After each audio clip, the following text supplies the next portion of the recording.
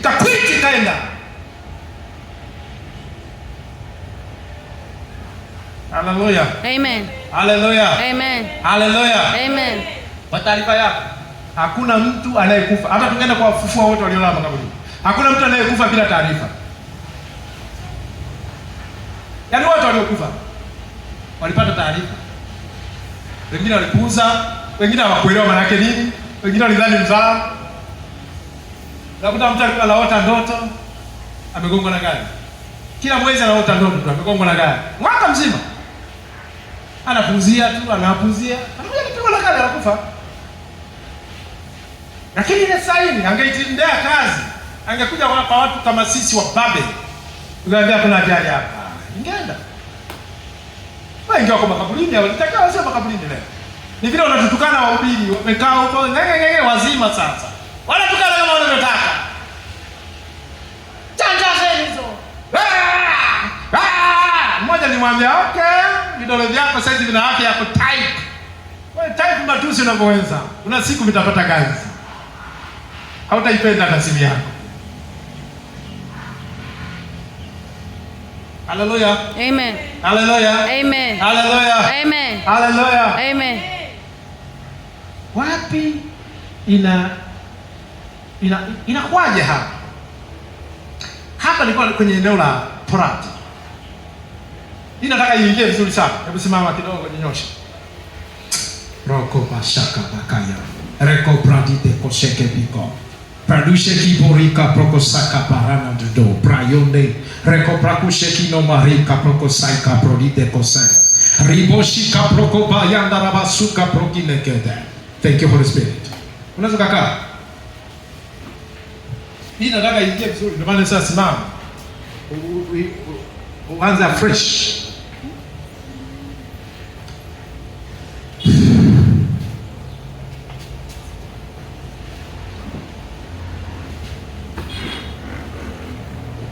Wewe mwenyewe unajisikia raha kusimama, unapisha mbele, unasimama kule nyuma, unasimama tunajinyosha. Hakuna shida. Amen. Amen. Okay? Amen. Haya. Twende sasa mbele. Hapa hakuna laana ya Torati kwa wanao mwamini Kristo. Paulo alikuwa anazungumza, anawaambia watu wa kanisa kwamba wale waliotoka Uyahudi wanaowafundisha kwamba lazima mshike Torati alafu mchanganye na neema avieni pamoja. Hivi ni vitu viwili tofauti. Kwa sababu gani? Msiogope hiyo ya kuvunja Torati.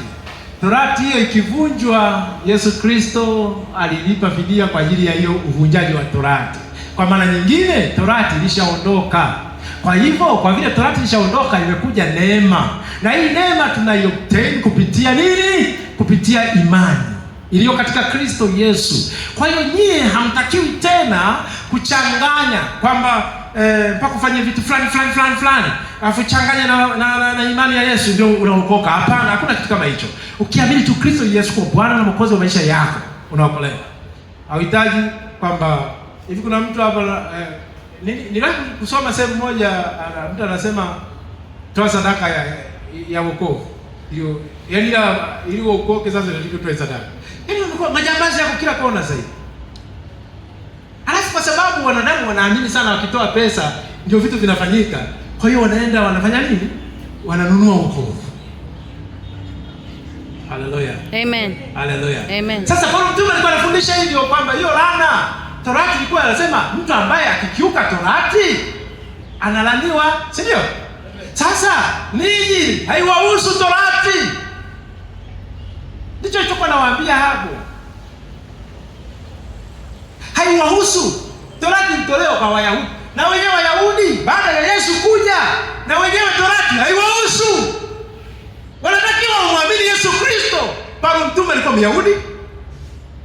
Wote wale mitume wote. Petro alikuwa Myahudi, wote walikuwa Wayahudi. Lakini walikuwa wanashika Torati. Baada ya Yesu kuja, wakaachana na Torati, wakaamini Kristo Yesu. Tunakwenda pamoja? Amen. Sasa hapo ndipo anaposema wanaomwamini Yesu Kristo ni grupu moja. Hapo hakuna cha Myahudi wala Myunani wala sijui mtu wa taifa gani. Hakuna cha mwanaume wala mwanamke wala binti wala, all of us we are equal in salvation. If we believe in Jesus Christ, we are equal. We obtain salvation free of charge. Hallelujah. Amen. Hallelujah. Amen. Sasa hapa pana nisumbua hapa, ndani wahamisha hapa kidogo. Kwa hiyo mtu anaposema hakuna laana waliookoka, anakutendea haki. Anataka kuelewesha vizuri. Hakuna laana hapo, akikoti huu mstari unasema hakuna laana ya Torati. Haijasema laana ya ukoo, haijasema laana ya wachawi, haijasema laana. Laana ni kitu gani? Ndio tuende hapo sasa. Laana ni kitu gani? Laana ni kitu gani? Ndio tutaenda tuangalie. Sasa nataka nikupe definition ya laana. Laana ni maneno yanayotamkwa na mtu mwenye upako wa kipepo juu ya mtu mwingine aliyekosea kama adhabu. Narudia. Laana ni nini? Ni matamko ya mtu aliye na upako wa kipepo kwa mtu ambaye amekosea kama adhabu.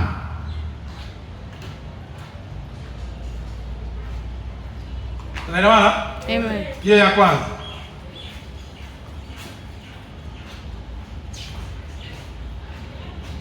Ya upande wa Mungu sasa. Hiyo ya upande wa binadamu.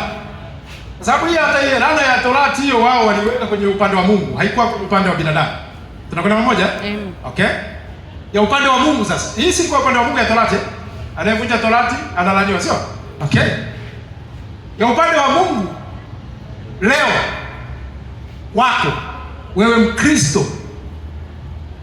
Mkristo yeyote anayeenda kwa waganga kuchukua upako wa kipepo ili kutafsiri maisha yake, anakuwa amelaaniwa upande wa Mungu.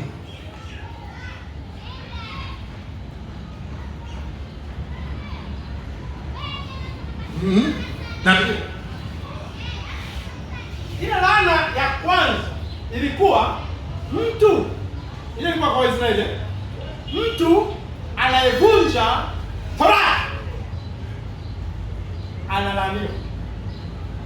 Sawa? Amen. Hii ya kizazi cha kanisa cha